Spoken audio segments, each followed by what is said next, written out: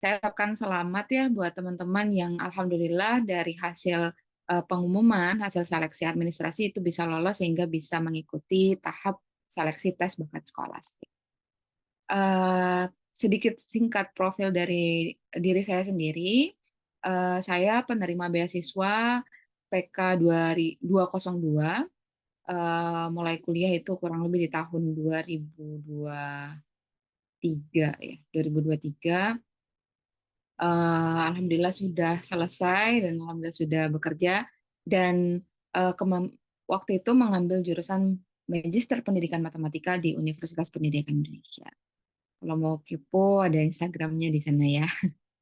Oke, sekarang kita masuk ke pertanyaan. Sebagai seorang awardee LPDP, eh, apakah saya salah satu awardee yang lolos one shot?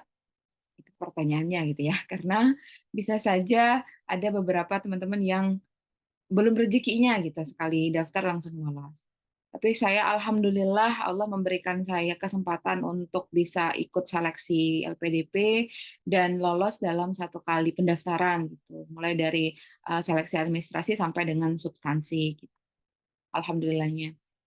Artinya teman-teman tidak ada yang tidak mungkin selama memang ada usaha dan disertai dengan doa tentunya. Soalnya teman-teman di sini punya kesempatan yang sama. Tapi bukan berarti yang tidak one shot itu ini ya orang-orang yang gagal bukan. Tapi mungkin memang belum rezekinya di sana dan disuruh untuk melakukan persiapan yang lebih lagi begitu. Em, Sedikit singkat kita mengupas tentang profil LPDP yang mungkin teman-teman di sini juga sudah tahu ya eh, bahwa LPDP itu adalah lembaga pengelola dana pendidikan, di mana lembaga ini berdiri di bawah Kementerian Keuangan. Dan beasiswa yang ditawarkan itu untuk beasiswa jenjang S2, S3, dokter spesialis, dan ada beberapa program yang diberikan. Ada program umum, program afirmasi, program targeted, dan program targeted yang dianya bundling, ya, bundling atau prioritas. Dan tentunya program beasiswa yang ditawarkan oleh LPDP itu fully funded. Insya Allah teman-teman tidak perlu berpikir untuk mencari tambahan uang gitu ya selama kuliah. Jadi LPDP memberikan teman-teman dana yang cukup besar untuk bisa teman-teman fokus dalam menempuh pendidikan. Oke. Nah, sedikit mengulas timeline LPDP 2025 tahap 2, di mana hasil administrasi sudah diumumkan gitu ya. Namun ada masa sanggah yang bisa dilakukan oleh teman-teman yang memang menurut teman-teman ada hal yang perlu disanggah. Ada masanya dan hasil sanggahnya itu akan diumumkan di tanggal 8 September. Dan kita em, punya agenda seleksi gitu ya, seleksi bakat skolastik yang sudah ditentukan oleh LPDP itu di tanggal 15 September 2025. Dengan pengumuman, jarak pengumuman itu eh, kurang lebih ya hampir setengah bulan ya dari tes itu di tanggal 2 Oktober. Nah, eh, dengan jadwal seleksi yang cukup dekat gitu ya dari hasil pengumuman seleksi administrasi, artinya teman-teman perlu ekstra persiapan karena waktunya tidak banyak gitu ya. Sekarang saja sudah tanggal 22 Agustus, seleksinya itu pertengahan bulan depan. Jadi harus ekstra gitu ya, menyempatkan waktu. Dan teman-teman di sini ada yang bekerja gitu ya, membagi waktu antara fokus bekerja juga fokus persiapan untuk seleksi bakat skolastik. Ya, semangat ya. Oke, jadi sedikit cerita tentang seleksi bakat skolastik. Intinya seleksi ini mengukur kemampuan kognitif, intelijensi, dan minat bakat teman-teman. Jadi format dari soalnya itu soal multiple choice, yang pilihannya ada 5. A, B, C, D, E. Nah, tes ini terdiri dari dua bagian. Ya, ada dua jenis tes, yaitu TBS itu sendiri, tes bakat skolastik, dengan alokasi waktu itu 90 menit, dan tes kepribadian, atau disingkatnya dengan SJT. Ini durasi yang diberikan 45 menit. Nanti akan detail saya jelaskan seperti apa sih gambaran soal-soalnya. Ya. Nah, untuk tes seleksi bakat skolastik itu sendiri, tujuannya itu untuk mengukur kesiapan teman-teman selaku calon penerima beasiswa, karena teman-teman akan menempuh pendidikan gitu ya, eh, selama 2 tahun atau maksimal 4 tahun untuk program doktor, tuh, maka kesiapannya harus dimantapkan gitu, harus dipastikan bahwa benar-benar siap untuk menjalani program pendidikan yang tidak sebentar begitu. Makanya tes ini dilakukan. Dan ini merupakan salah satu fitur seleksi. Artinya kita punya banyak rangkaian mulai dari seleksi administrasi gitu ya sampai nanti seleksi wawancara. Maka seleksi bakat skolastik adalah salah satu fitur seleksi yang diberikan oleh LPDP. Jadi teman-teman yang belum mempunyai LOA harus lulus passing grade untuk bisa masuk ke tahap berikutnya. Ya. Nah, selanjutnya tes kepribadian yang tadi disingkat SJT atau Situational Judgment Test, itu teman-teman akan diberikan soal-soal yang di mana itu akan melihat dan menilai bagaimana kemampuan teman-teman mengambil keputusan berdasarkan apa yang teman-teman yakini, apa yang teman-teman harapkan, atau kebiasaan yang biasanya teman-teman lakukan saat teman-teman dihadapkan pada situasi tertentu.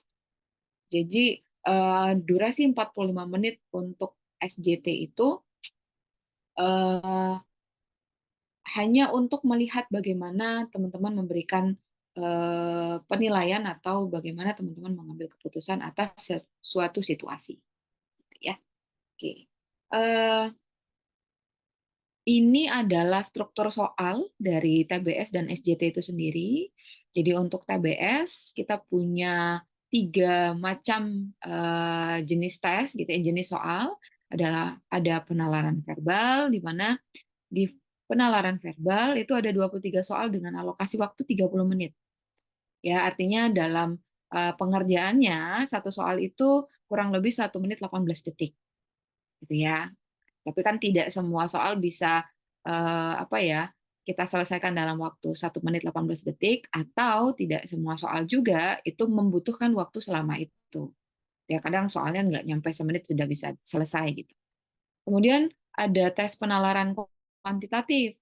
Ini hitung-hitungan gitu ya. Jumlah soalnya ada 25 dengan durasi 40 menit, artinya satu soal kurang lebih 1 menit 36 detik. Dan soal pemecahan masalah itu lebih sedikit daripada soal yang lain. Ada 12 soal dengan alokasi waktu 20 menit. Artinya dalam satu soal itu eh, kurang lebih 1 menit 40 detik untuk proses pengerjaannya. Nah, untuk tes kepribadian atau SJT itu sendiri, jumlah soalnya ada 40, teman-teman, dengan durasi 45 menit. Itu berarti persoalnya harus bisa diselesaikan dalam waktu 1 menit 7 detik. Gitu. Kurang lebih seperti itu. Ya. Nah, apakah soal-soal ini bisa diselesaikan kurang dari alokasi waktu yang diberikan? Tidak menutup kemungkinan gitu ya. Mungkin teman-teman punya kemampuan yang sangat baik di penalaran kuantitatif, misalnya memang background-nya matematis gitu ya, terbiasa mengajar atau belajar memecahkan masalah begitu. Biasanya teman-teman bisa punya waktu lebih untuk memeriksa kembali jawaban-jawaban teman-teman. Ya, nah untuk jadwal seleksi bakat skolastik, kalau tadi itu saya patokannya di website-nya LPDP gitu ya, tapi ada timeline yang memang sudah mereka tentukan bahwa jadwal seleksi bakat skolastik itu di rentang 10 sampai 25 September. Di mana ini jadwalnya sudah ditentukan langsung oleh LPDP. Jadi kita tidak bisa memilih gitu ya, kita mau di hari apa. Di mana penentuannya itu di tanggal 10 sampai dengan 12. Nah, untuk ujiannya itu sendiri dilaksanakan di antara pukul 8 sampai 16. Jadi sesinya itu ada beberapa sesi gitu ya. Jadi teman-teman nanti tinggal melihat apa ya, secara berkala website dari LPDP, akun teman-teman gitu untuk melihat dapatnya di sesi yang mana gitu ya, di sesi keberapa. Alokasi waktu berarti total ya dari tes TBS dengan SJT tadi semua itu ada 135 menit. Oke, nah untuk teknisnya itu sendiri, nanti teman-teman bisa mendapatkan buku panduan gitu ya, buku panduan SBS tahun 2025, di mana nanti di sana akan ada informasi dasar dan tata tertib yang harus diperhatikan. Kemudian karena ini online, berarti teman-teman harus menginstal aplikasi exam browser yang compatible untuk Windows 32 bit atau 64 bit, bahkan ke Mac OS gitu. Dan harus dipastikan juga teman-teman punya webcam atau kamera laptop yang aktif gitu ya, dan free storage. Karena kalau misalkan storage-nya full, dikhawatirkan nanti akan terkendala proses ujiannya. Di dalam panduan SBS itu sendiri juga ada petunjuk pengerjaannya, kemudian ada panduan-panduan jika terjadi kendala teknis selama proses ujian. Ya. Nah, ini adalah contoh tampilan exam browser yang nanti teman-teman harus miliki gitu ya. Jadi ketika aplikasi ini sudah terinstall, maka tampilannya kurang lebih seperti ini. Akan ada username sama password yang harus dimasukkan. Gitu. Kemudian untuk tampilannya sendiri, ketika sudah masuk, nanti teman-teman akan diminta untuk mengkonfirmasi tes. Artinya tes yang teman-teman akan ikuti itu apakah sudah sesuai dengan jadwalnya gitu. Karena ini otomatis akan sinkron gitu ya dengan data teman-teman, dengan username yang sudah dimasukkan. Baru bisa diklik mulai, dan selama proses pengerjaan teman-teman bisa mengontrol soal mana yang masih belum dijawab, soal mana yang masih ragu gitu ya. Di sini juga sudah ditampilkan keterangan warnanya. Jadi kalau hitam soalnya sudah dijawab. Kalau biru berarti teman-teman sedang berada di soal itu. Kalau kuning itu berarti teman-teman menandai bahwa soal ini akan apa ya, diulas lagi gitu, dibalik lagi gitu karena masih ada keraguan di situ gitu. Atau kalau putih teman-teman melewatkan berarti soal. Jadi teman-teman pastikan bahwa setiap soal itu dijawab ya supaya skornya bisa maksimal gitu ya. Nah, kita lanjutkan. Ini adalah tampilan hasil gitu ya, konfirmasi tes pada saat nanti teman-teman sudah mengakhiri apa maksudnya sudah selesai menjawab setiap soal ya. Jadi ini akan muncul setelah teman-teman mengklik selesai.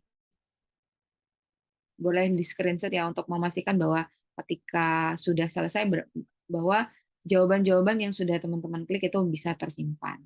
Di screenshot saja tidak masalah. Oke, saya lanjutkan. Nah, ini adalah nilai tes bakat skolastik atau passing grade ya yang bisa diajukan acuan.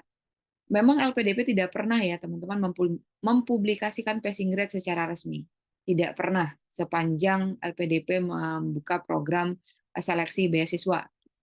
Namun kita sesama LPDP Hunter gitu ya, yang lagi berjuang untuk proses seleksi LPDP, itu biasanya melakukan survei sendiri gitu. Ini adalah data yang saya record dari hasil survei peserta LPDP tahap 1 tahun 2025. Skor sempurna itu 300, ya, di mana kita punya beberapa program gitu ya, tadi ada program umum, targeted sama afirmasi. Kalau program umum reguler itu passing grade-nya 165, parsial itu 150. Sedangkan untuk program targeted, PNS, TNI, Polri itu passing grade-nya 160, kewirausahaan 150, pendidikan kader ulama 150, pendidikan dokter spesialis atau dokter subspesialis itu 165. Untuk teman-teman yang memilih program afirmasi, jalur afirmasi, untuk daerah afirmasi itu passing grade-nya 105, Prasejahtera 115, Putra Putri Papua itu 95. Gitu, ya. Nah, ini berdasarkan survei dari peserta LPDP tahap 1 2025. Apakah nanti akan persis sama? Ya, mudah-mudahan kalaupun apa namanya sama, kalaupun berbeda begitu ya, perbedaannya tidak terlalu signifikan gitu. Jadi eh, kalau dilihat dari data-data sebelumnya, tahun sebelumnya, ya perbedaannya tidak terlalu jauh ya. Jadi passing grade-nya bisa dijadikan acuan. Oke, nah untuk mendapatkan gambaran seperti apa sih sebenarnya soal-soal TBS itu sendiri, saya akan menampilkan ya. Kita sekaligus latihan ya teman-teman ya. Seperti apa sih soal TBS yang nanti akan teman-teman hadapi? Kita mulai dari penalaran verbal dulu. Nah, di penalaran verbal itu ada 3 macam soal. Ada analogi, penalaran logis, dan penalaran analitis. Analitik, gitu ya. Kalau analogi, ada kemungkinan soal logika, sinonim atau antonim. Ya. Untuk analogi sendiri itu ada ruas kiri, ruas kanan yang kita mencari persamaan hubungan. Ya. Nah, kemudian untuk penalaran logis, teman-teman mencari kesimpulan atau soal-soalnya berupa silogisme, modus tonen, modus polens, gitu ya. Kemudian untuk penalaran analitis, ada hitungan logika matematis ringan yang biasanya ada di kehidupan sehari-hari. Jadi soal-soalnya itu relate sama kehidupan sehari-hari.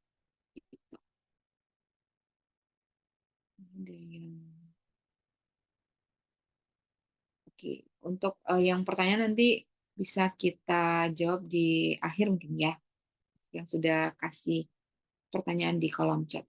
Saya lanjutkan dulu ya. Eh,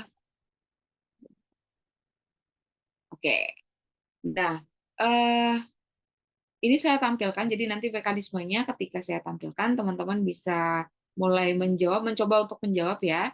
Jadi silakan meninggalkan jawaban di kolom chat. Untuk setiap slide-nya kita berikan waktu 3 menit ya kurang lebih. 2 menit saja. Ya 2 menit ya maksimal. Yuk, dipersilakan dulu teman-teman. Ini adalah salah satu contoh soal analogi. Nanti akan kita bahas sama-sama. Nggak dicoba untuk dijawab.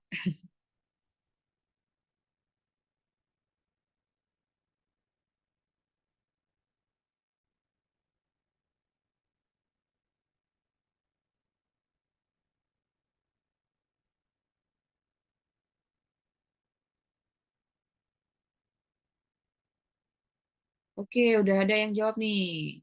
Yang pertama D, yang kedua juga D, Topas. Terus kemudian Kak Topas, Kak Nabil, oke, Kak WOD. Oke, baru 3 orang nih. Ayo, masih ditunggu yang lain? Oke, Kak Naomi Devina, jawabannya juga D dan D. Oke, Kak Dian, D. Kak Freti. Semua yang jawab ini D semua ya, dua-dua untuk 2 soal ini ya.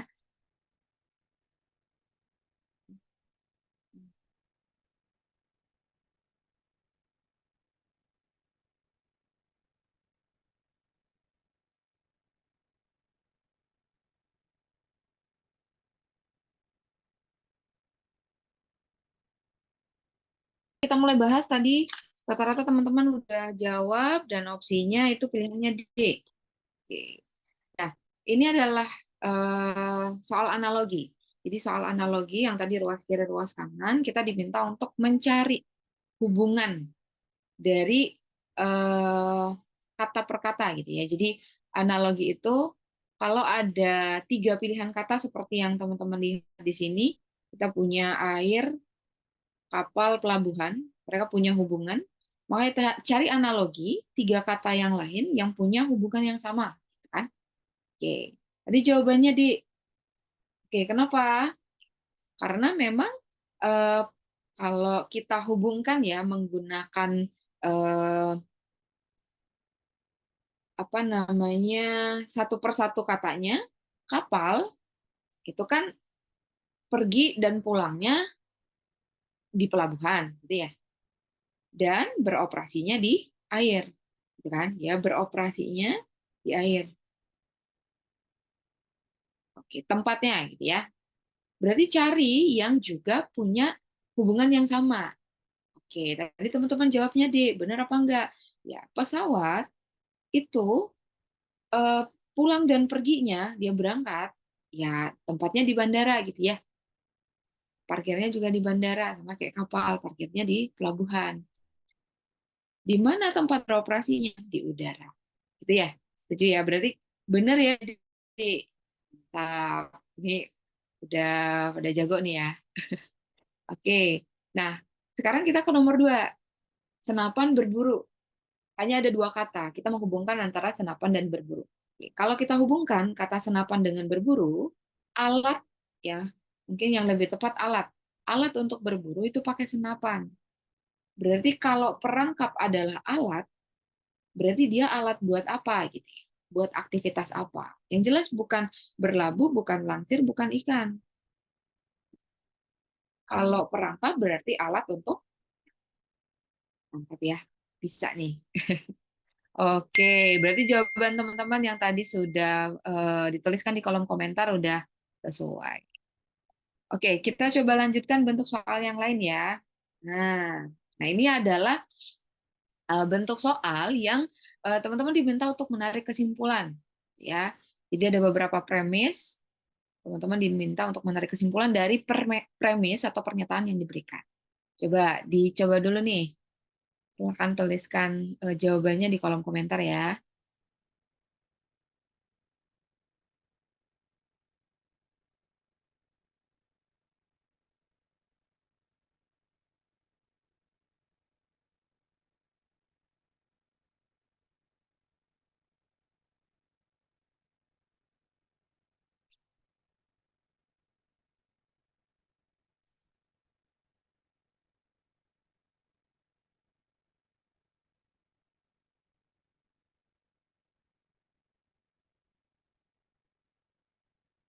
Oke, D dan E. Oke, Kak Topas selalu duluan ya, Kak Topas. Oke, Kak Husna, D dan E juga. Hmm.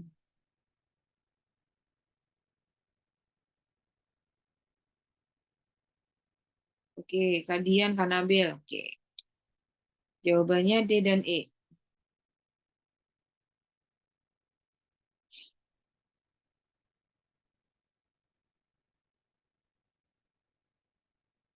Oke, gimana yang lain?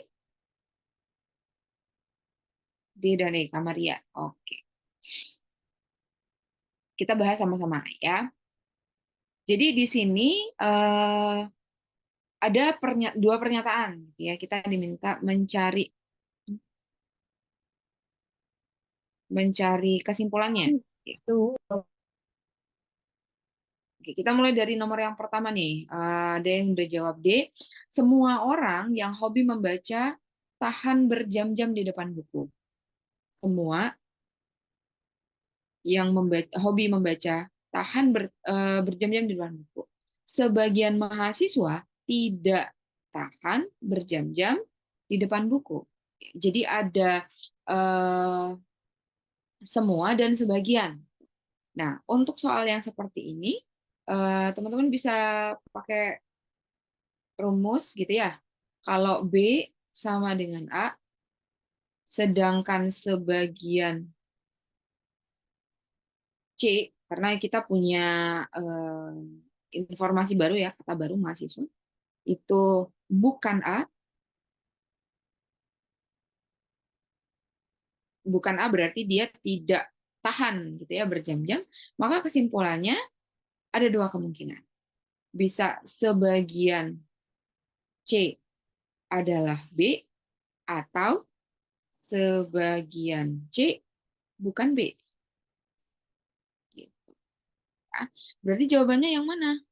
Ya, yang jelas bukan semua, ya, bukan A, gitu ya, bukan semua, bukan C. Jawabannya antara D dan E. Oke. Sebagian mahasiswa, sebagian mahasiswa tidak hobi membaca. Ya, kalau yang E karena ini pernyataan baru gitu ya. Padahal tidak ada di soal gitu. Jadi kita nggak boleh pilih E, tapi pilihnya yang D. Oke, bisa ya. Nah, kita coba ke soal berikutnya. Di sini ada dua premis, di mana premisnya ini premis implikasi. Jika saya mendaki gunung, maka saya akan membeli sepatu gunung. Jika saya membeli sepatu gunung, maka saya membongkar celengan. Ada dua pernyataan yang bisa dicoret, ya. Saya membeli sepatu gunung ini dua kali munculnya, teman-teman. Berarti kita bisa tarik kesimpulan itu pernyataan lain yang belum dicoret. Apa? Jika saya mendaki gunung, maka saya akan membongkar celengan. Berarti jawabannya E, ya. Kalau di rumusnya kan jika P maka Q, jika Q maka R, maka kesimpulannya ini coret, P maka R. Ya. Oke, keren nih yang jawab di kolom komentar pada benar. Mudah-mudahan yang tidak menuliskan jawabannya di kolom komentar juga masih benar ya jawabannya ya. Oke, kita lanjutkan coba untuk soal berikutnya nih. Ini ada soal masih penalaran verbal gitu dari informasi teman-teman. Teman-teman diminta untuk menarik kesimpulan. Ada dua soal. Coba dicoba untuk dijawab.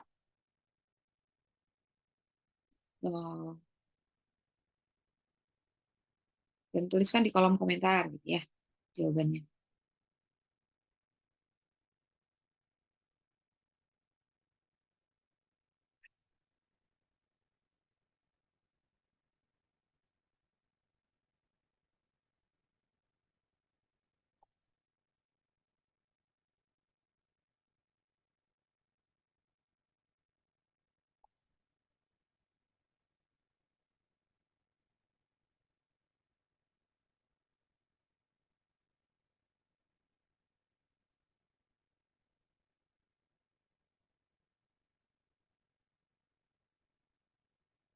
Oke, nah,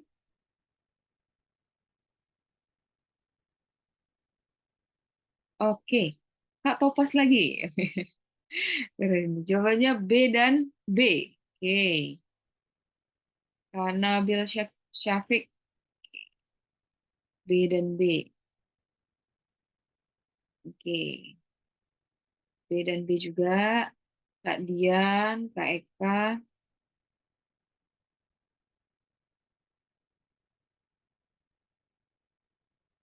Oke. Cukup 1 menit aja ya. Kita kasih waktunya. Kita coba bahas sama-sama ya. Oke, teman-teman di sini ada soal yang pertama. Kita diminta mencari kapan waktu bertemu kembali. Kalau teman-teman ingat ada soal matematika, ini sebenarnya soal-soal SMP gitu ya. Em, Kalau ada satu kejadian yang dianya itu berulang, berarti kejadiannya pernah bersamaan, kemudian berulang lagi gitu. Nah, ini menggunakan konsep FEB, gitu ya. Jadi kita akan mencari FEB dari data yang diberikan, gitu, teman-teman. Nah, di soal ini kita punya data bahwa les Jeff itu setiap 3 hari, les Dennis itu setiap 4 hari, dan lesnya Ken itu setiap 2 hari. Berarti kita punya 3 angka ya, 3, ada 4 sama 2, gitu ya. Oke. Nah, akan dicari berapa, oh sorry, kok saya bilangnya FIB ya. KPK ya ininya. Eh, akan dicari berapa KPK dari 3, 4, dan 2. Ya, ini 3, 4, dan 2 itu adalah 12. Ya, 12. Berarti dari tanggal 15 Desember ditambah dengan 12, itu kita ketemunya 27 Desember. Masih di bulan yang sama. Ya, berarti jawabannya B. Oke. Ya, masih bisa diikuti mudah-mudahan ya. Nah, sedangkan untuk soal yang kedua, ini dari data kita diminta untuk menjawab siapa tagihan yang paling tinggi. Berarti teman-teman mulailah untuk membaca per kalimatnya gitu ya dari data yang diberikan di teks begitu. Nah, kita mulai dari kalimat kedua nih, tagihan rekening Chris lebih banyak dibandingkan Blake. Berarti saya bisa bikin begini. Chris lebih dari Blake. Tetapi masih di bawah tagihan Austin. Berarti Chris itu lebih kecil dari Austin dong. Ya, tanda seperti itu tanda lebih besar gitu ya. Jadi posisinya tidak saya urutkan dari atas ke bawah tapi kiri ke kanan gitu. Kemudian di kali tagihan rekening DeAndre lebih sedikit daripada Black. Berarti Black ada di atasnya DeAndre, ya kan? Tagihan rekening Eddie melampaui tagihan Austin. Berarti ada di atasnya. Dengan urutan ini, kita tahu bahwa E lebih besar dari A, lebih besar dari C, lebih besar dari B, lebih besar dari D. Berarti yang paling tinggi, iya, yang paling tinggi B. Itu ya si Eddie. Gitu. Oke, jadi hanya memperhatikan per kalimat saja di setiap informasi yang diberikan. Ya, tinggal di list, insya Allah dapat jawabannya. Oke. Kita lanjutkan ya, teman-teman ya. Kita pindah ke soal bentuk yang kedua, penalaran kuantitatif. Soal hitung-hitungan. Ya. Di soal penalaran kuantitatif, itu juga ada 3 macam soal. Ya. Pertama ada deret bilangan, jadi deret Fibonacci, mungkin ini agak berbeda perhitungannya gitu ya. Kemudian ada deret larik 1, larik 2, kemudian ada deret bertingkat. Tapi sebenarnya aturan ini tidak selalu mutlak bisa dilakukan gitu. Kadang kalau kita kreatif kita bisa tidak perlu memperhatikan bertingkat atau tidaknya, jawabannya bisa langsung ketemu selama polanya benar gitu ya. Kemudian bentuk soal yang kedua tuh ada aritmatik dan aljabar. Ini sebenarnya hitungan dasar gitu ya, setingkat materi SMA. Kemudian ada kecukupan data. Jadi teman-teman akan diberikan data dari informasi yang diberikan, itu diminta untuk menentukan apakah datanya cukup atau tidak untuk menjawab pertanyaan. Nah, kita mulai dari contoh soal yang pertama nih, dari deret bilangan. Ya, coba teman-teman, apakah bisa kurang dari 1 menit nih untuk 2 soal ini?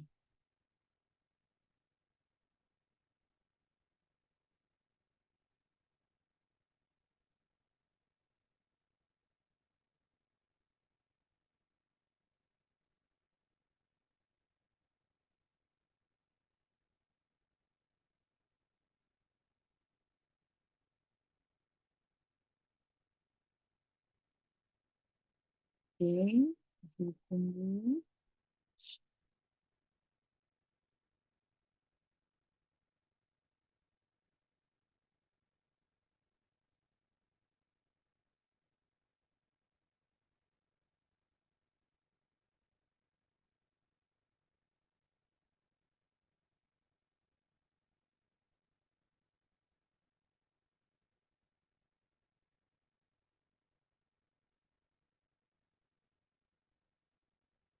Oke, gimana nih?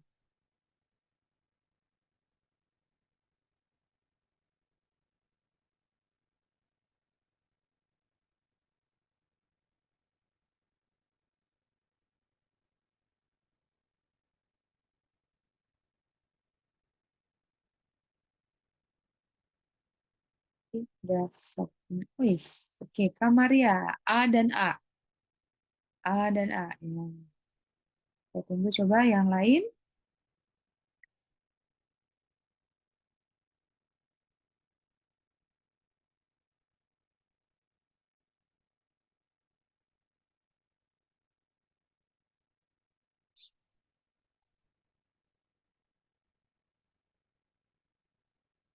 Oke, Kak Topas. Jawabannya B dan B. Karosa A dan A. Kak Eka A dan A. Oke. A dan A. Kak Husna. Iya. Mungkin masih ada yang mau mencoba jawab.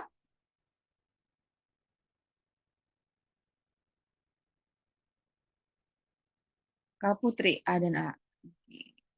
Oh, ada Kadian jawabannya E ya. Untuk soal yang pertama E, soal yang kedua A. Oke, karena sudah lewat dari 1 menit, kita coba sama-sama dibahas ya. Kita mulai dari soal yang pertama. Jadi ini menanyakan satu angka yang paling depan. Sebenarnya setiap orang punya apa ya, punya tingkat kecepatan yang berbeda-beda tergantung seberapa familiar dia dengan bentuk soal yang seperti ini gitu ya. Oke. Nah, eh, kalau saya sendiri, jadi teman-teman di sini kita bisa perhatikan bahwa ada yang tidak cocok ketika soalnya ketika deretnya itu kita buat setingkat gitu ya. Maksudnya tanpa loncat gitu. Karena kalau dilihat di sini dari 25 ke 21 itu kan berkurang 4 ya. 21 ke 29 itu bertambah 7, tapi 29 ke 14 itu jauh berkurangnya. Jadi polanya nggak ketemu.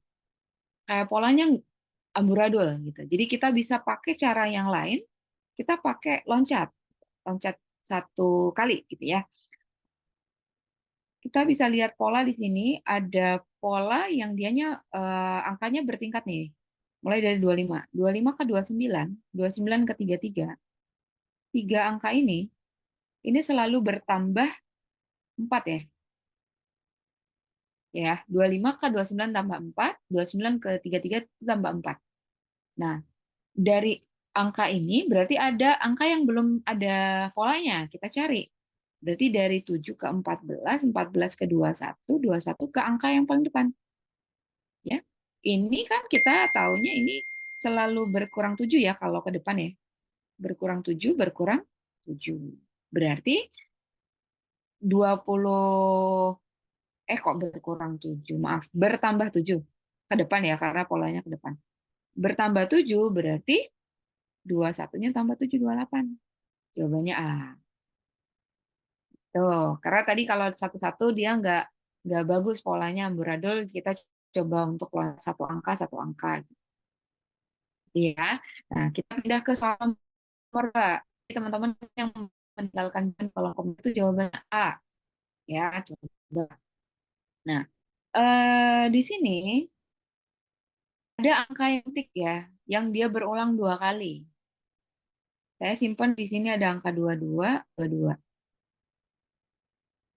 Angka 22 itu sudah muncul 2 kali. Jadi kita bisa sandingkan angka di antaranya. Sorry, ini kayaknya.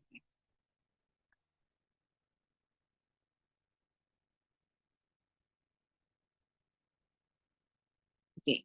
Angka di antaranya 1820, 1524 gitu ya. Kemudian 1228. Nah, berarti angka berikutnya pasti 22 nih. Karena angka dua-duanya itu tuh udah berulang 2 kali. Pasti angka sesudah 28 itu akan 22. Jadi jawabannya tidak akan D, tidak akan E. Kita kunci angkanya 22 gitu ya. Nah, angka sesudah dua-duanya berapa gitu. Nah, yang kita perhatikan berarti angka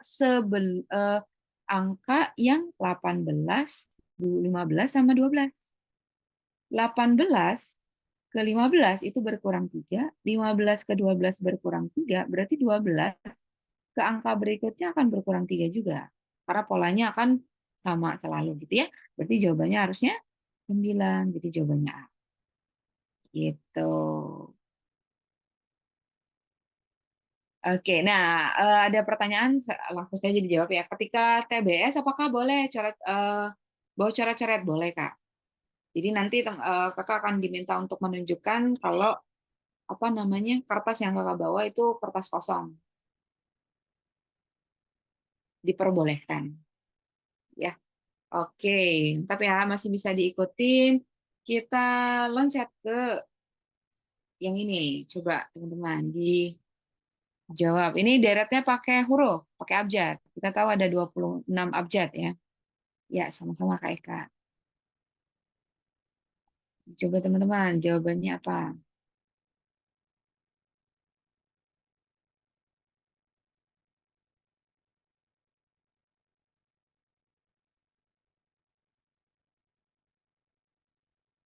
Oke, 1 menit ya. Kurang dari 1 menit, mudah-mudahan bisa dijawab.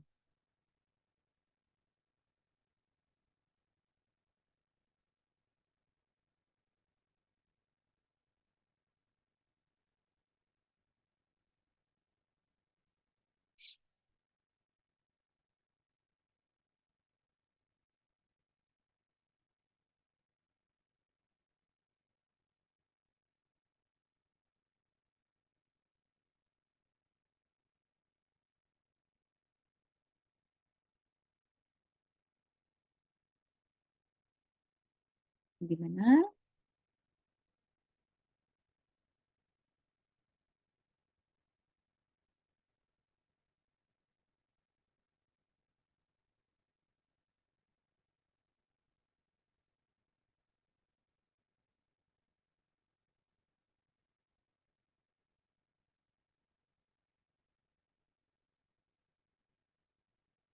Oke, udah hampir 1 menit.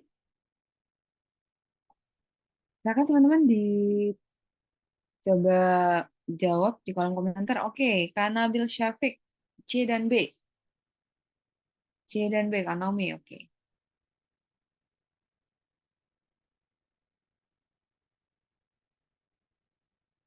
Oke, gimana yang lain? Masih ada yang mau mencoba jawab?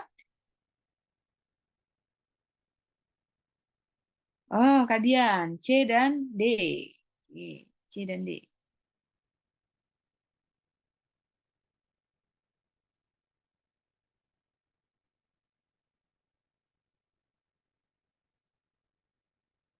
C dan D, Kak Topas, ya. Oke, kita bahas saja ya. Terima kasih yang sudah mencoba jawab.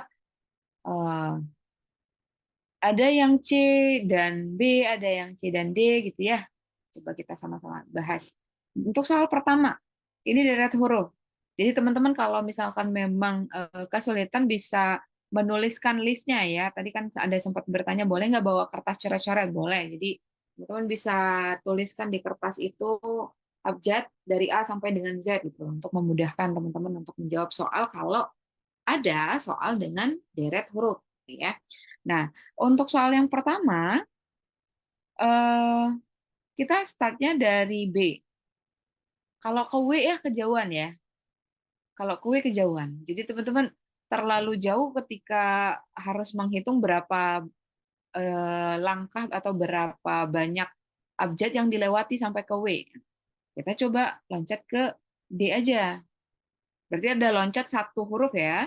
Artinya habis D ke F, habis F ke H, gitu baru huruf berikutnya. Ini lebih gampang karena jaraknya lumayan dekat. B ke D itu loncatnya 1 huruf kan, melewati C. D ke F melewati E. F ke H melewati G, berarti H harus melewati 1 huruf untuk dapat huruf berikutnya. Berarti melewati huruf I. Setelah huruf I berarti harusnya huruf J, gitu ya. Oke, jadi jawabannya antara B, D, C, dan E. Nah, sekarang masih ada huruf lain yang belum ketemu nih. Nah, ini kalau kita lihat hurufnya mundur. Nggak, ya. Dari W, kemudian U, kemudian S, kemudian Q. Gimana caranya? Nah, eh, W, U, P, aduh, sorry. O, P, Q, R, S, T, U, V, W. W melewati huruf V, ada U, melewati T ada S, melewati R ada Q. Berarti konsepnya harus sama polanya gitu ya. Q harus melewati P, baru ada O. Gitu ya. Berarti jawabannya harusnya apa? C gitu ya. Oke. Mudah-mudahan bisa diikuti dan dipahami ya, tentunya. Nah, sekarang kita coba ke soal yang kedua. Masih sama nih ya. Eh, mencari kemungkinan loncat hurufnya nggak terlalu jauh. Kita coba ke A B aja nih. Saya pilihnya dari A, loncat 2 huruf B, loncat 2 huruf C, loncat 2 huruf D. Karena yang ditanya itu yang huruf ini, berarti patokan kita itu hanya melihat huruf C, huruf F, huruf I. Itu kan ya? Kan fokusnya hanya huruf sesudah huruf yang kita tandain warna merah. Nah, karena urutannya C, D ketemu F, gitu ya. Kemudian F, G ketemu I, J berarti sesudahnya pasti apa? H, B. Oh ya, sorry, sorry, sorry. Maaf. C, D melewati E, gitu ya. Baru ada F dan G. Kemudian H, ada H yang dilewati, baru ada I dan J. Berarti sesudahnya harus melewati huruf K. Baru ketemu huruf sesudah K. Itu adalah huruf L. Berarti di sini harusnya jawabannya B. Jadi yang jawabannya C, B. Benar, gitu ya. Oke, keren. Nah, sekarang kita coba ya teman-teman ya. Coba untuk bentuk yang lain nih, hitungannya. Karena ini penalaran kuantitatif nih. Dua soal, coba dijawab dalam waktu 1 menit. Soal pertama dan soal kedua. Membandingkan ya antara P dan Q, membandingkan antara A dan B. Mana yang lebih besar atau mereka punya hubungan yang lain.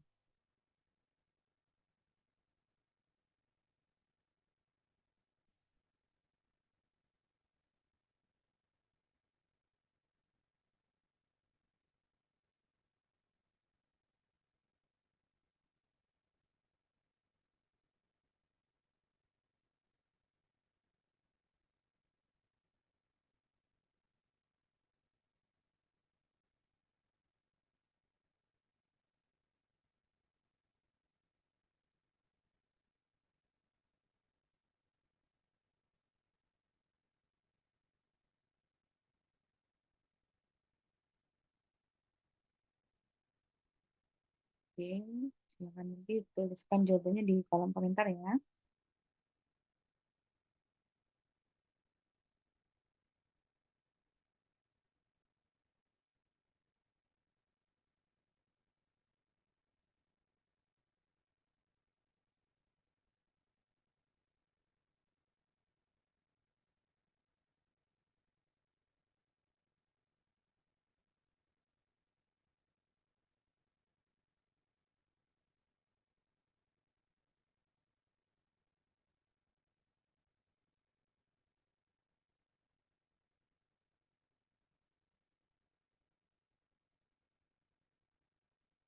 Oke, minimal ada aja di yang satu orang gitu nulis.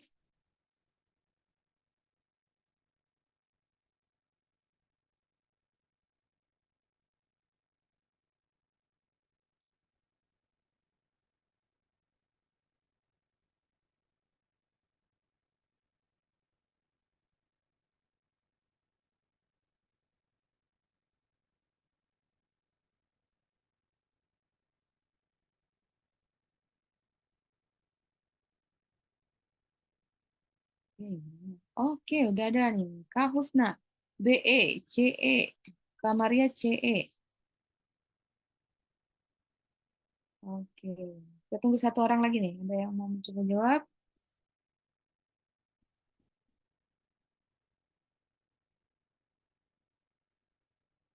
Iya, Kak Rosa, CE, CE. Oke, keren-keren. Oke, kita langsung bahas aja ya, karena udah lebih dari 1 menit. Saya eh, bisa maksimal nanti pembahasannya ke soal-soal yang lain. Kita mulai dari soal yang pertama ya, teman-teman ya. Jadi di sana ada perhitungan perkalian bilangan pecahan. Tuh. Nah, tapi teman-teman, ini sebenarnya nggak butuh waktu lama untuk menjawab. Ya karena kalau kita lihat P dan Q itu ada angka yang sama. Kalau sama nggak perlu dibandingin ya. Sorry, ini sama kan ya. Jadi yang dibandingkan P dan Q itu dua angka apa pecahan yang terakhir aja. Karena operasi yang dipakai itu sama-sama perkalian. Jadi dia posisinya setara gitu ya. Jadi kita bisa mengabaikan itu, diabaikan aja. Teman-teman tinggal memperhatikan angka yang berbedanya saja. Nah, 31/33 dengan 18 per 31 kan kalau misalkan kita membandingkan angkanya gitu ya, yang mana yang lebih besar? 31 dibagi 33 itu kan jaraknya cuma 2 ya, daripada 18 dengan 31.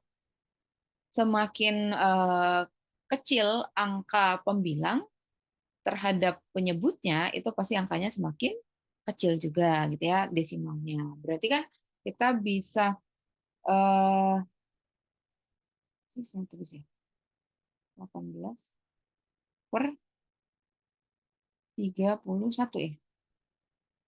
Oh iya, oke. Berarti yang mana yang lebih besar? 31/33 atau 18/31? Yang lebih besar adalah yang P, sama, berarti jawabannya C. Karena angka 31 lebih gede daripada 18 gitu ya. Dan jaraknya memang jauh banget gitu antara pembilang sama penyebutnya. Nah, sedangkan untuk soal yang kedua itu kan ada bentuknya persentase dengan pecahan.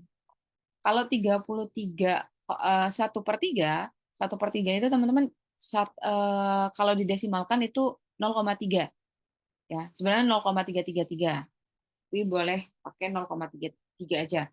Nah, jadi kalau ini dikonversi ke bilangan desimal, eh, ini jadinya 0,33 gitu ya.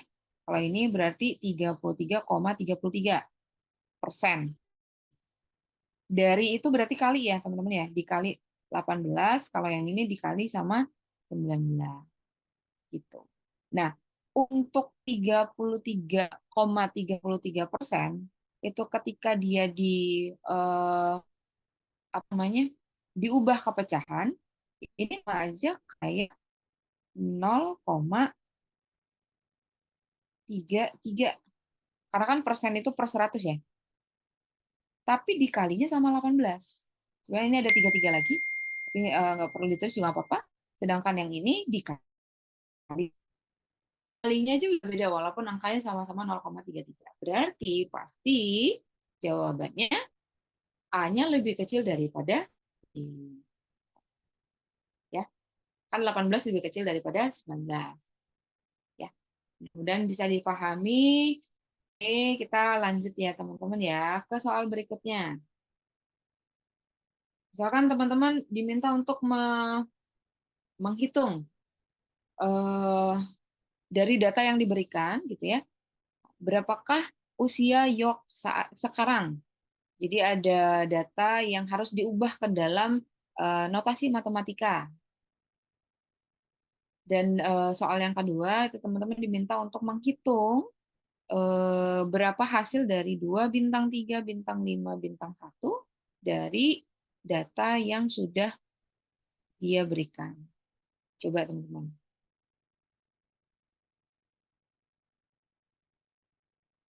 Jawabannya apa nih?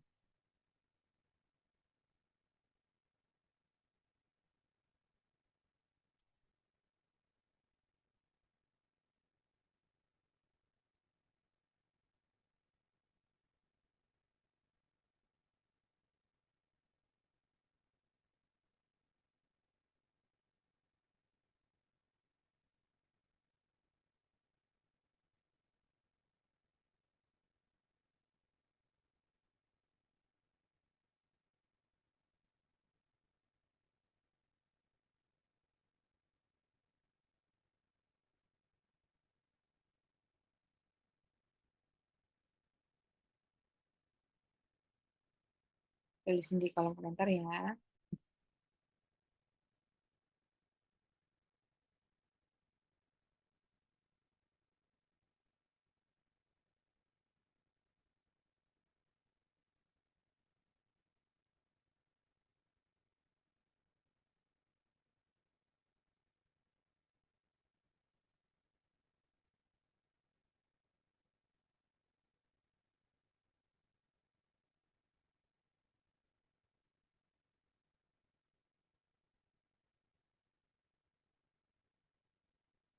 Oke, Kak Rifwan, B dan A jawabannya ya.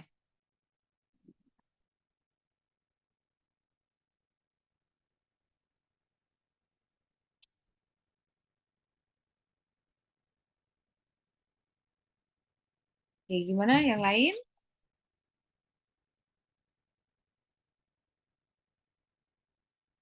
Oke, kita tunggu sebentar lagi, barangkali ada yang mau belajar.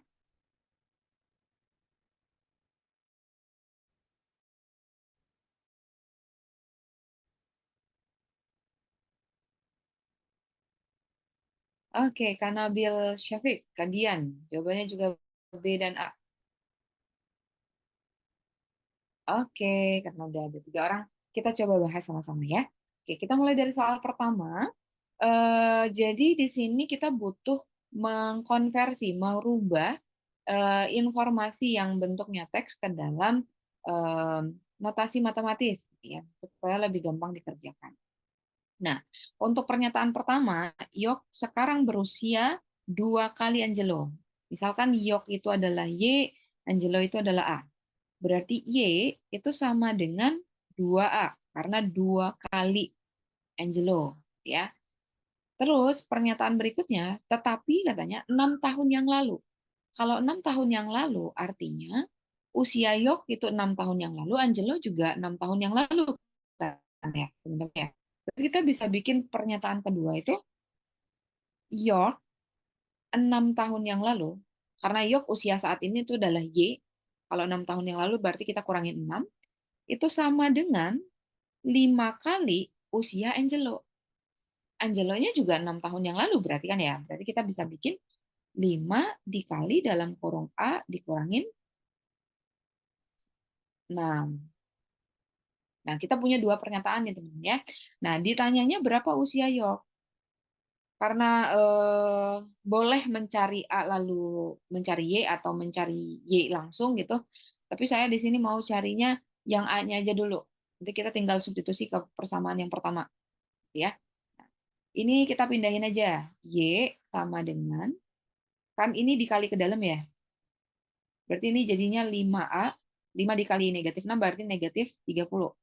Kita tadi punya di sini negatif 6 ya teman-teman ya. Pindahin ke sebelah kanan, berarti jadinya positif 6. Jadi kita punya Y sama dengan 5A dikurangin 24. Nah, karena Y sama dengan 2A, jadi kita masukin aja berarti Y, Y-nya kan 5A min 24 ya, sama dengan 2A.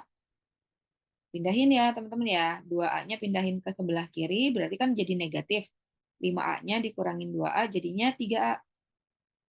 5A dikurangin 2A, kemudian di sini jadi positif karena dia bertukar tempat. Berarti jadinya 3A sama dengan 24, berarti A-nya sama dengan 8. Karena yang ditanya York, dan York itu adalah 2A, berarti York adalah 2 dikali 8. Itu jawabannya 16. Itu ya. Oke, mudah-mudahan bisa dipahami. Nah, kita coba lanjut ke soal yang kedua. Nah, teman-teman, di sini sudah diberikan informasi bahwa ketika ada 2 angka yang diapit oleh tanda bintang, ini eh, operasinya akan mengikuti informasi ini. Jadi Q-nya dikuadratkan dikurang P. Kita tahu bahwa dalam operasi aljabar, ya teman-teman, ketika ada tanda kurung, maka tanda kurung itu yang harus duluan dikerjakan. Berarti nggak boleh mulainya dari 2 bintang 3 gitu ya, tapi dari 5 bintang 1. Jadi kita bisa mulai eh, ini 3 bintang, 5 bintang 1. 5 bintang 1 itu kalau kita hubungkan sama pernyataan ini, berarti ini adalah P, ini adalah Q-nya. Itu kan ya? 5 bintang 1 berarti P-nya 5, Q-nya 1.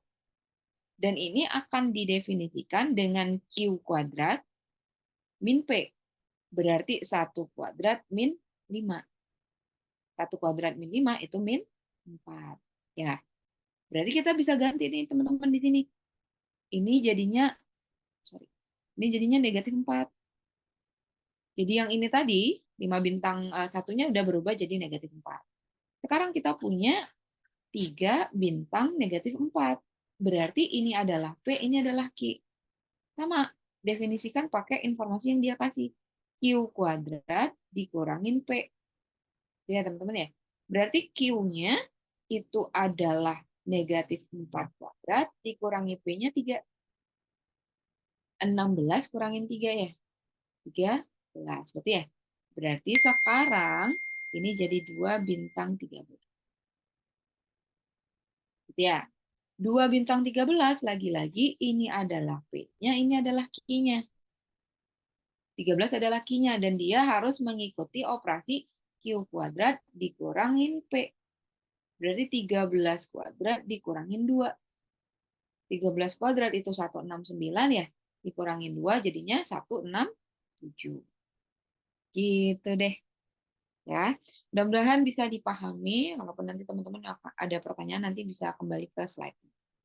Gitu ya. Jadi yang tadi jawabannya B dan A keren udah benar. Mudah-mudahan teman-teman yang tidak menjawab di kolom komentar juga benar ya jawabannya ya.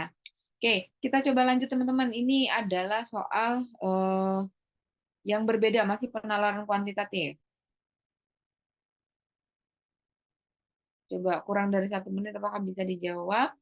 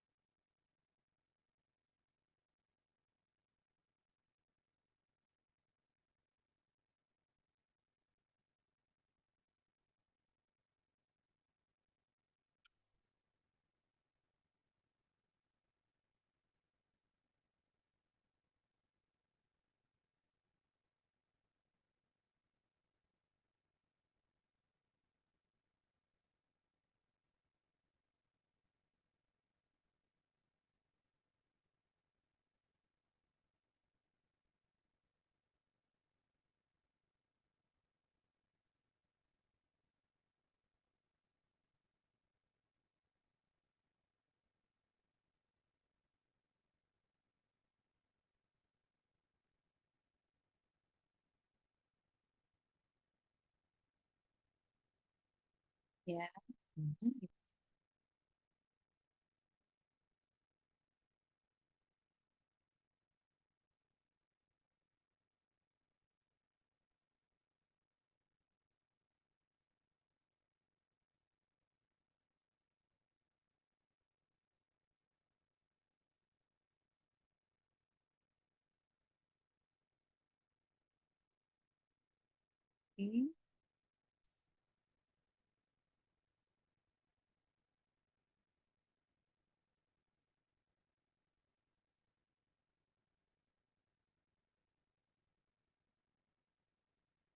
Oke, udah ada nih. Ya. Kak Rifwan, jawabannya C dan B.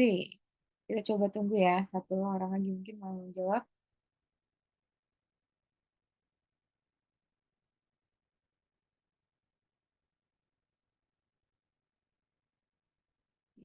Iya.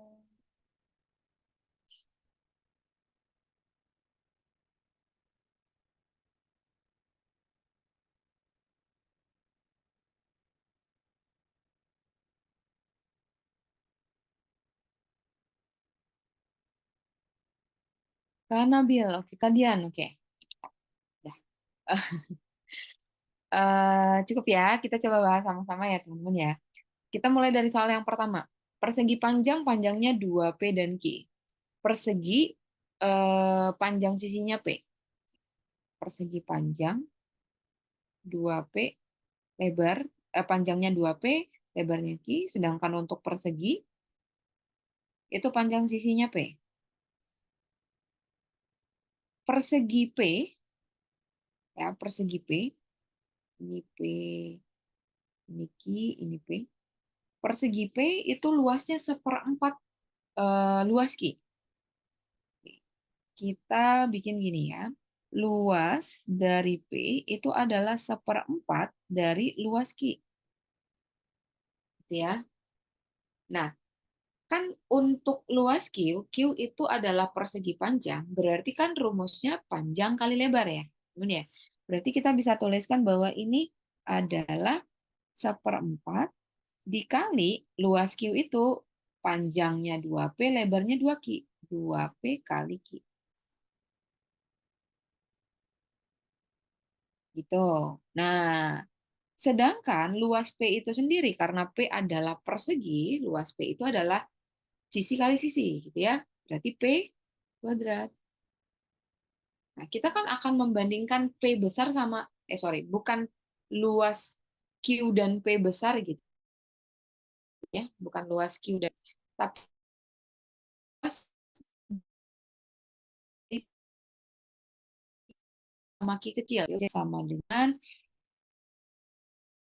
ini kan bisa kita coret ya, 2 sama 4 berarti tinggal setengah, jadi ada P dan ada, dari sini P-nya kita bisa coret teman-teman, karena bisa saling bagi.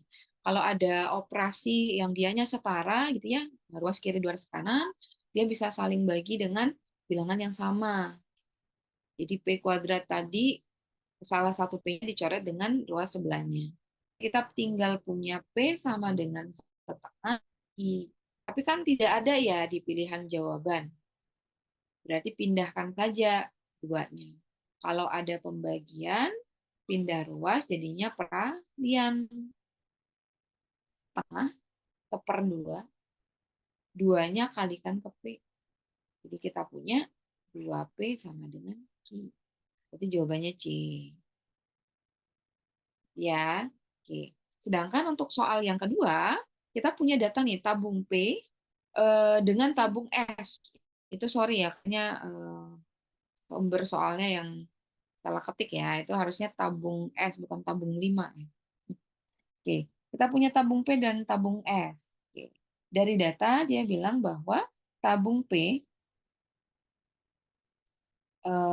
tinggi tabung P itu adalah 2 kali tinggi tabung S.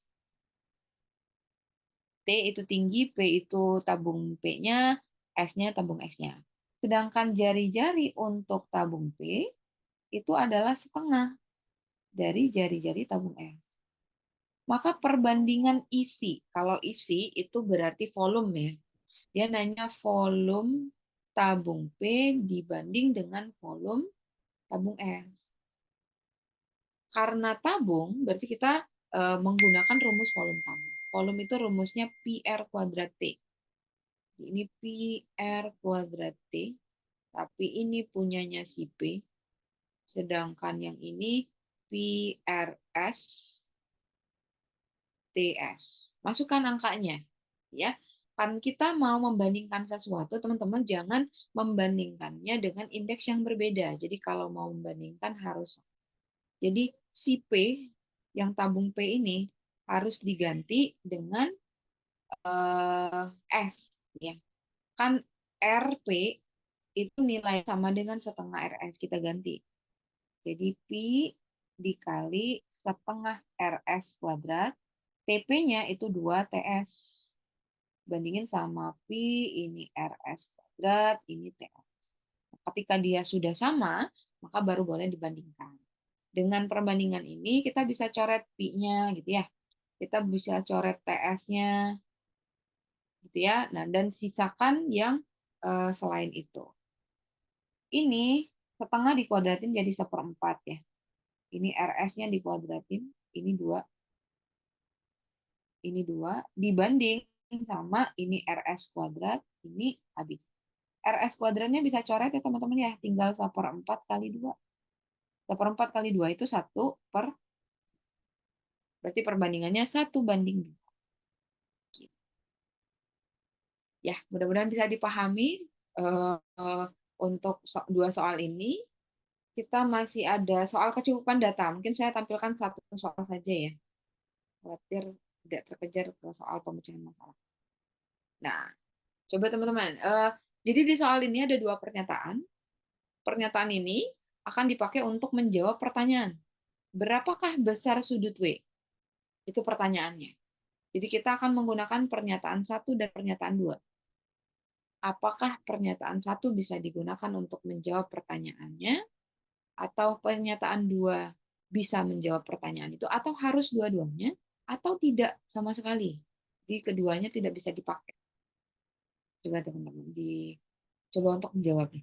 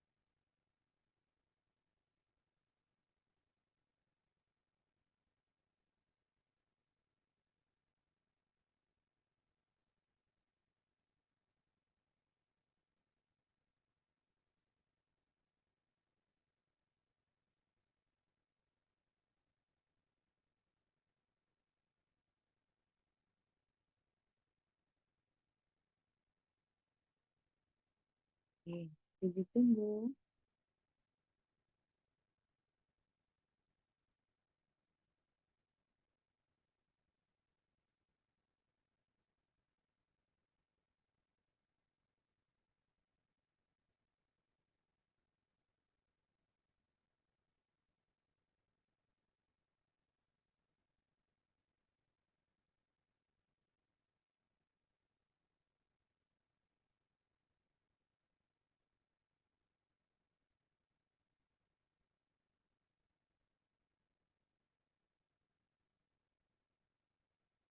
Oke, nah,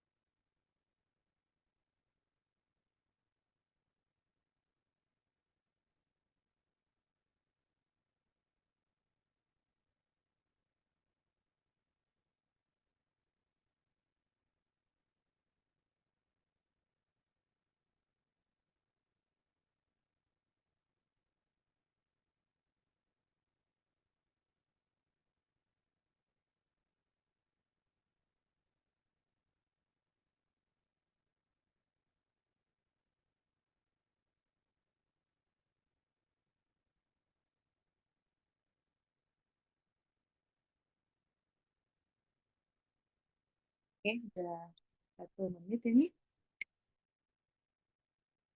Gimana? Kayak yang coba punya tarikan sama Bill, Gandian,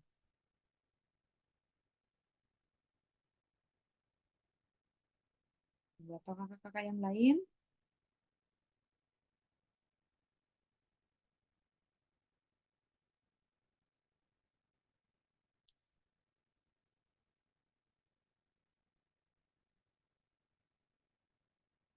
Oke, gimana? Apakah langsung dijawab aja, dibahas?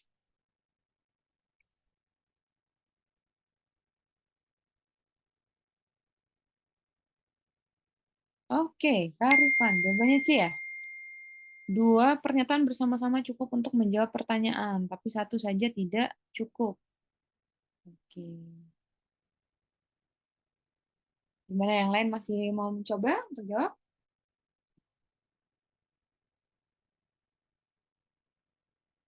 Hmm, Oke, kita langsung aja ya. Kita bahas ya. Eh, jadi di sini teman-teman kalau kita lihat dari gambar, eh, seperti sudut W itu adalah sudut tegak lurus ya, sudut 90 derajat. Tapi teman-teman dia soal geometri, nah ini bentuknya geometri, bentuknya apa? Bangun datar, teman-teman tidak bisa langsung jawab, ini kayaknya bisa deh dari gambarnya saja gitu ya. Pertama, memang dari gambarnya tidak ada yang menandakan bahwa ini sudutnya siku-siku. Jadi kita nggak bisa mengira-ngira bahwa itu pasti siku-siku gitu ya. Dan karena orientasi soal ini adalah orientasi soal yang mengukur atau meminta teman-teman menentukan jawaban berdasarkan dua informasi yang diberikan, berarti harusnya menggunakan dua informasi yang diberikan itu. Nah, kita coba jawab. Jadi ada segi empat ya, teman-teman ya. Segi empat itu adalah bangun datar yang dinya empat sisi, walaupun bentuknya tidak 90 derajat sudutnya. Nah, total sudutnya itu pasti 360 ya, di segi empat. Apapun bentuk segi empatnya, itu pasti 360 derajat. Nah, kalau dia bertanya berapa sudut W, berarti kan kita butuh tahu ini, sudut ini berapa, sudut ini berapa, dan sudut yang di dalam sini. Supaya W adalah sisa dari 360 dikurangi dengan ketiga sudut itu. Tuh. Nah, sedangkan kalau pakai pernyataan satu, kita cuma tahu sudut X dan sudut sudut Z. Y-nya kita nggak tahu, sudut yang ini kita nggak tahu. Berarti kita nggak bisa jawab. W-nya nggak bisa diketahui gitu ya. Pakai pernyataan satu, kita nggak bisa jawab. Berarti satu saja itu tidak bisa. Coba kalau dua aja. Dua apalagi? Karena kita punya tiga sudut yang nggak diketahui gitu ya. Sedangkan pernyataan dua hanya satu sudut yang diketahui. Ini ada 135. Karena sudutnya itu bertolak belakang, dan dia membentuk satu putaran, ya teman-teman, berarti sudut di belakangnya itu adalah 360 dikurangin sama 135 ini.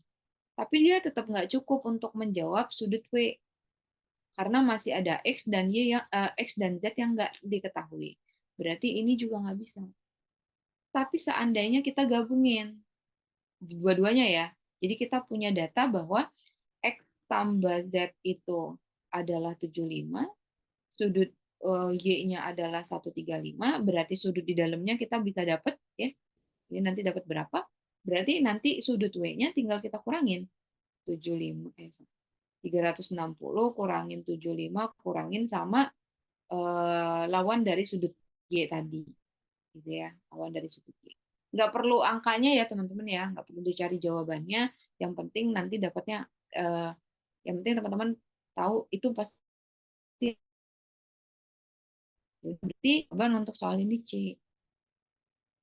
Ya, langkah yang teman-teman harus lakukan untuk bentuk soal yang seperti ini harus dicek satu persatu dulu. Satu,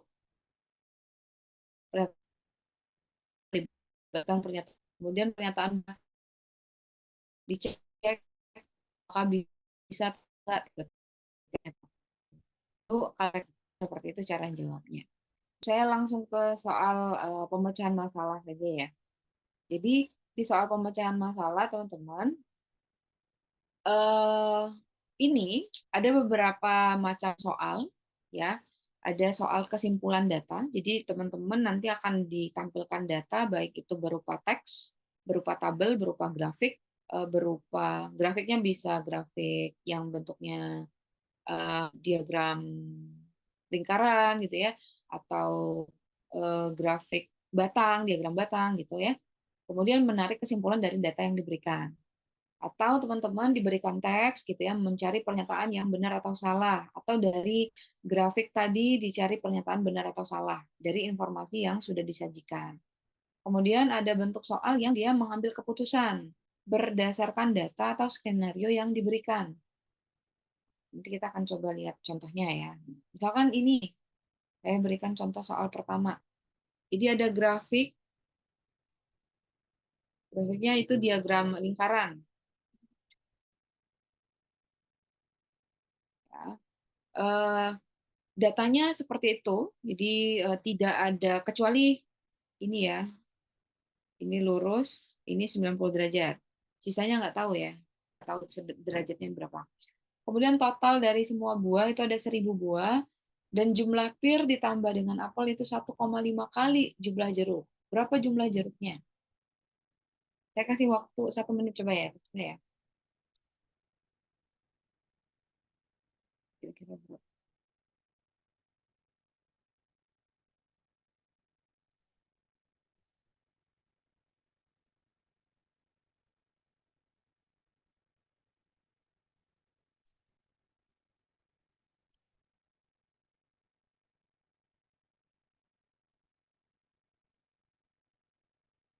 ribuan nih kayaknya. Bisa cepet nih.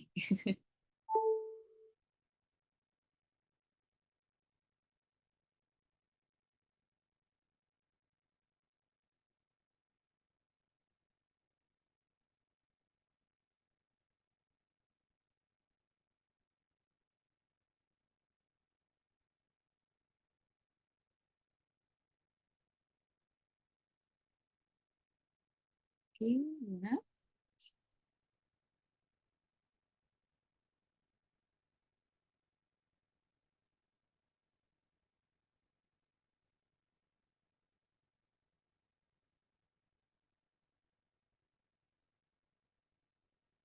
Saya panggil lagi nih orangnya. Kak Rifan, Kak Nabil, Kak Dian. Jawabannya untuk soal pemecahan masalah.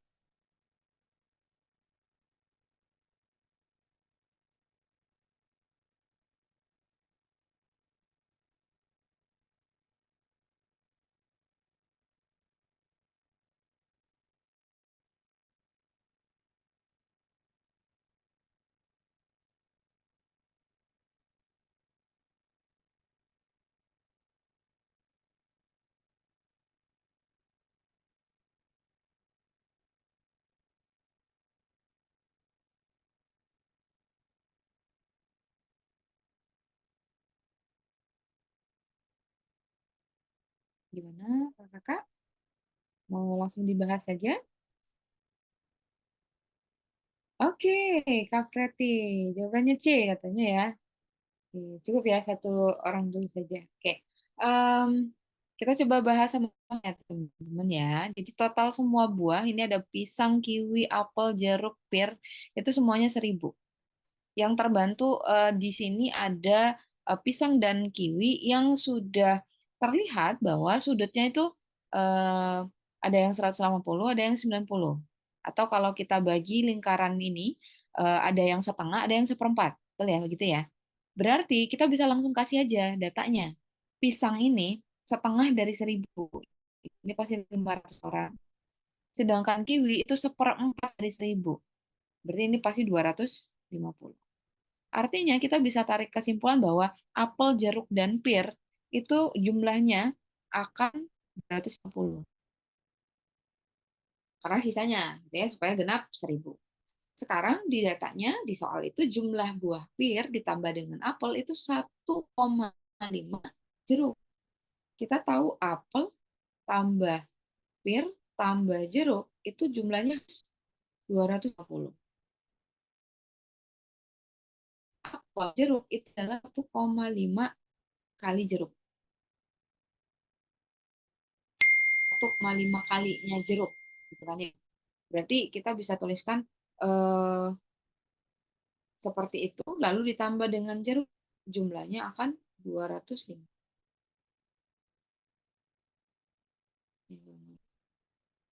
Oke. Berarti